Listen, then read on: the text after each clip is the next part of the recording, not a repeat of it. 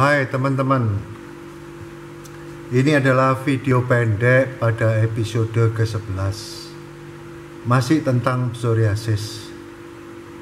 Lanjutan dari episode ke-10 tentang psoriasis ya. Kita lanjutkan, sudah membahas banyak tentang psoriasis. Kita lanjutkan sekarang mengenai pengobatannya. Apa saja pengobatannya? Yang psoriasis tidak dapat disembuhkan, tetapi pengobatan dapat membantu mengendalikan gejalanya.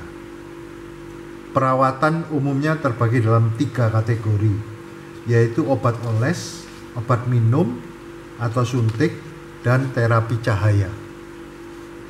Sekarang obat oles. Berikut obat olesnya, yaitu kortikosteroid. Obat ini mampu mengurangi peradangan dan rasa gatal. Salep dengan dosis ringan diperuntukkan untuk area sensitif seperti wajah atau lipatan. Sementara dosis kuat biasanya untuk mengobati area lain yang lebih kecil, kurang sensitif, dan lebih sulit diobati. Retinoid. Obat ini merupakan turunan dari vitamin A untuk membantu mengurangi peradangan. Anda perlu berhati-hati saat memakainya. Pasalnya, efek samping obat yang satu ini membuat kulit lebih sensitif saat terpapar matahari dan mudah iritasi. Untuk itu, Anda perlu menggunakan tabir surya saat berkegiatan di luar ruangan. Antralin. Obat ini membantu menghambat pertumbuhan sel kulit. Selain itu, antralin juga bisa menghilangkan sisik sehingga membuat kulit menjadi lebih halus.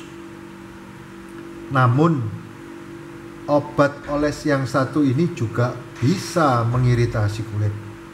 Oleh karena itu, pastikan untuk membaca petunjuk penggunaannya sebelum mengoleskan ke kulit. Ini contoh obat kortikosteroid, Tempovet dan betamethasone cream,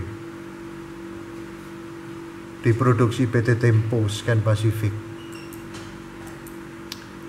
Kemudian obat lain yaitu asam salisilat.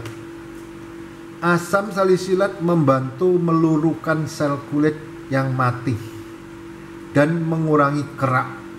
Biasanya obat ini tersedia dalam bentuk sampo atau salep. Analog vitamin D. Analog vitamin D adalah produk vitamin D buatan yang membantu memperlambat pertumbuhan sel kulit. Calcipotriene adalah krim resep yang mengandung analog vitamin D untuk merawat psoriasis ringan hingga sedang. Inhibitor kalsinurin. Inhibitor kalsinurin bertujuan mengurangi peradangan dan penumpukan plak. Meski efektif, obat ini biasanya tidak direkomendasikan untuk penggunaan jangka panjang. Pasalnya bisa meningkatkan risiko kanker kulit dan limfoma. Tar batubara. Tar batubara atau coal tar membantu mengurangi kerak, gatal, dan peradangan pada kulit. Biasanya obat ini tersedia dalam bentuk sampo, krim, dan minyak. Namun tar batubara tidak boleh digunakan untuk wanita yang hamil atau menyusui. Pelembab. Pelembab memang tidak akan membantu menyembuhkan penyakit kulit yang satu ini. Namun produk perawatan ini menjaga kulit tetap lembab. Dengan begitu, kulit akan terhindar dari kekeringan yang bisa membuatnya semakin gatal. Untuk mengunci kelembapan kulit, gunakan segera setelah mandi saat kulit masih setengah kering.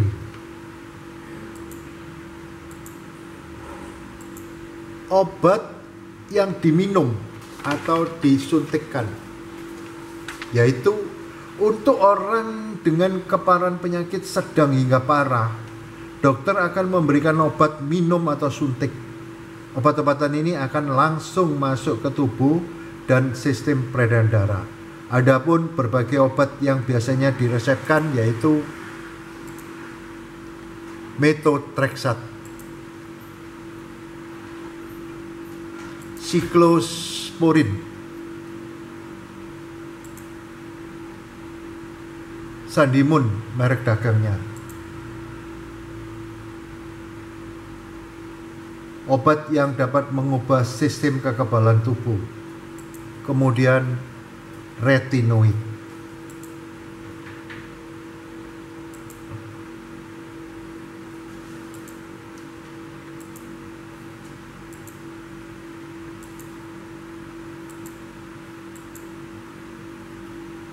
Ini methotrexate, ini siklosporin, merek dagangnya namanya Neural. Kemudian terapi cahaya. Terapi cahaya adalah prosedur perawatan tambahan untuk psoriasis yang sering direkomendasikan. Prosedur perawatan yang satu ini biasanya menggunakan sinar ultraviolet alami atau buatan. Terapi cahaya bisa membantu membunuh sel darah putih yang terlalu aktif menyerang sel kulit sehat. Dokter akan menggunakan sinar ultraviolet A, UVA, dan ultraviolet B atau UVB untuk membantu mengurangi gejala. Jenis dan banyaknya terapi disesuaikan dengan tingkat keparahan dan kondisi kulit Anda.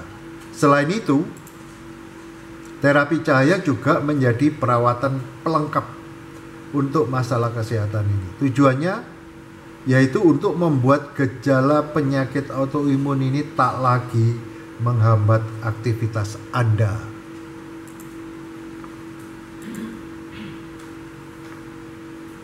Apakah gaya hidup perlu dirubah?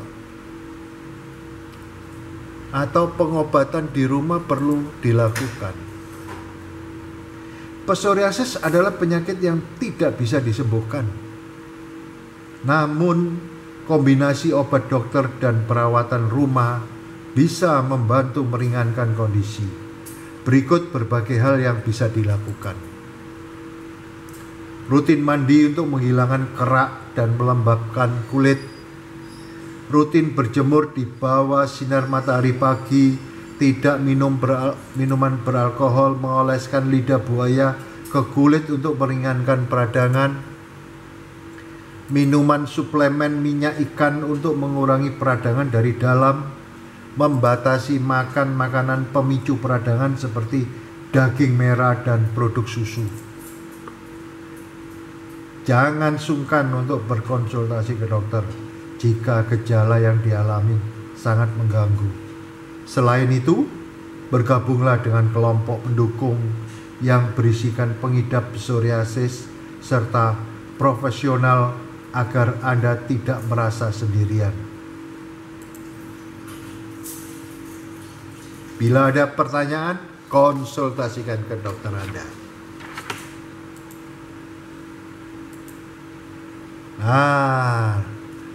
Pada episode yang ke-12 kita akan bicarakan jenis lain dari penyakit autoimun.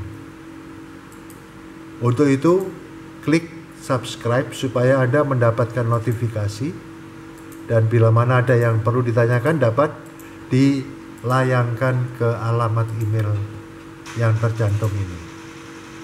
Terima kasih.